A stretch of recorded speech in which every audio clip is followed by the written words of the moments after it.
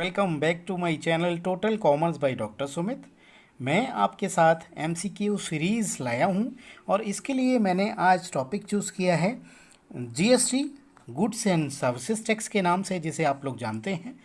ये सभी तरह के कम्पिटिटिव एग्ज़ाम्स के लिए बहुत इम्पॉर्टेंट है और आप जानते हैं कि यूजीसी एनटीए नेट ने ये कंपलसरी सब्जेक्ट कर दिया है, तो इसमें से काफ़ी क्वेश्चंस आपको मिलेंगे और ये हर एग्ज़ाम के लिए इम्पॉर्टेंट है, रेलिवेंट है। सबसे पहले मैं जीएसटी के बारे में कुछ लाइंस आपको बताना चाह रहा था। GST is one of the biggest indirect tax reforms. India ने फॉलो किया dual GST model. Dual GST model का मतलब होता है कि जिसमें both the government centre as well as states levy the taxes, और ये जीएसटी मॉडल हमने कनाडा से लिया हुआ है। तो आइए चलते हैं अपने पहले स्लाइड पर एमसीक्यू सीरीज़ का। First question is when did GST act came into force.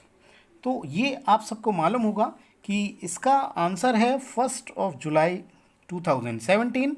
तो इसमें year 2017 is the correct answer. 1 जुलाई 2017 से ये इफ़ेक्टिव हुआ था। बढ़ते हैं अगले स्लाइड पर। दूसरा क्वेश्चन है विच of the following constitutional amendment governs GST act. A 101st, 122nd, 152 and 148 amendment. इसमें हमें देखना होगा कि इसका करेक्ट आंसर है 101 amendment act.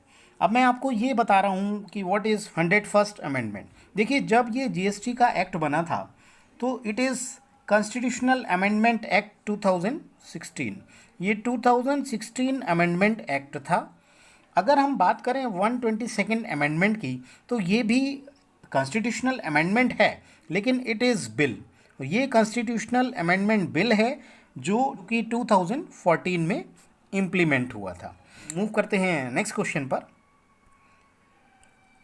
What are the taxes levied on an intra state supply. देखिए, जो जीएसटी के स्ट्रक्चर हैं उसमें एक तो central goods and services tax है, एक state goods and services tax है, सीजीएसटी एंड एसजीएसटी है, और एक आईजीएसटी है। IGST here stands for integrated GST, CGST for central government और एसजीएसटी फॉर स्टेट गवर्नमेंट। तो हम जानते हैं जीएसटी अगर इंट्रा स्टेट सप्लाई है तो वो उस पर दोनों ही लगेंगे, CGST as well as SGST. हाँ, अगर ये इंटर स्टेट होता, ये इंट्रा स्टेट का मतलब होता है विद इन द स्टेट, आपकी एक ही स्टेट में सप्लाई हो रही होगी तो it will impose CGST and SGST both.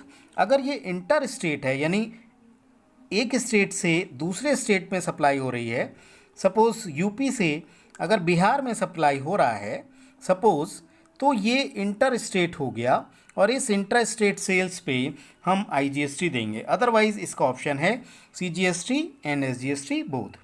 बढ़ते हैं अगले क्वेश्चन पर। The question says, was first country to adopt GST as indirect system of taxation। तो हम जानते हैं France was the first country to introduce GST as indirect system of taxation। तो सबसे पहले फ्रांस में एप्लीकेबल हुआ था, हालांकि हमने जो मॉडल लिया है वो कनाडा से लिया हुआ है। बढ़ते हैं अगले क्वेश्चन पर। What kind of tax can be transferred from one person to another। ये हम जानते हैं कि डायरेक्ट टैक्स में burden of tax, incidence of tax and impact of tax is on same person, it can not be transferred.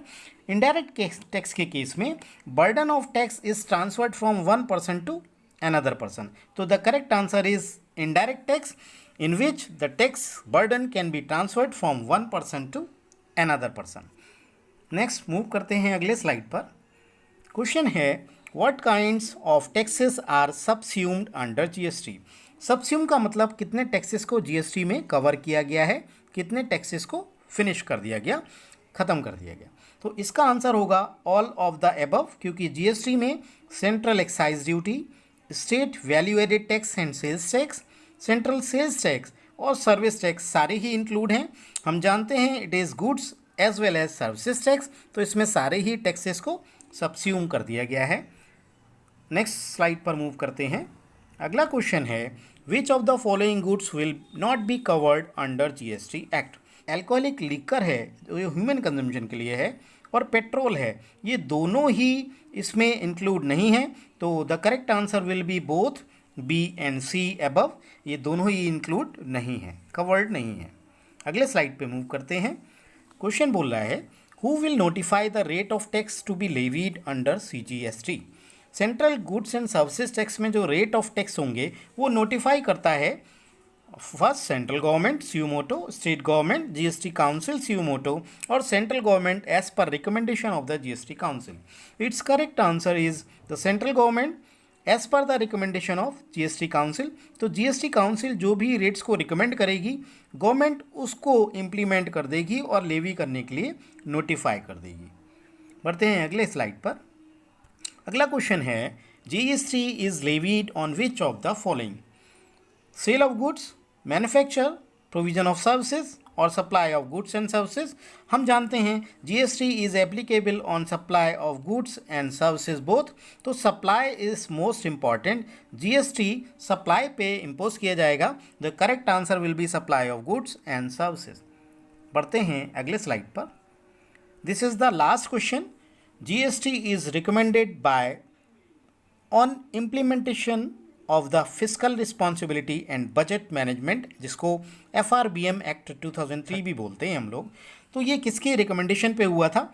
This is the correct answer is Kelkar task force, क्योंकि इसमें Chidambaram task force नहीं था, Jaitley task force नहीं था, और Kelkar task force था। इसके बारे में ज़रा सा 2 लाइन्स मैं बताना चाह रहा था।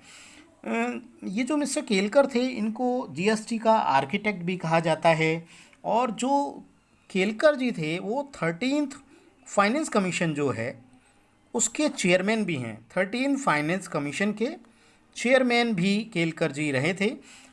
इसके बारे में एक चीज़ और बताना चाहूँगा, जो GST का मॉडल है, तो श्री अटल बिहारी वाजपेयी जी जब प्राइम मिनिस्टर थे, उन्होंने सेटअप की थी committee headed by Asim Das Gupta ji.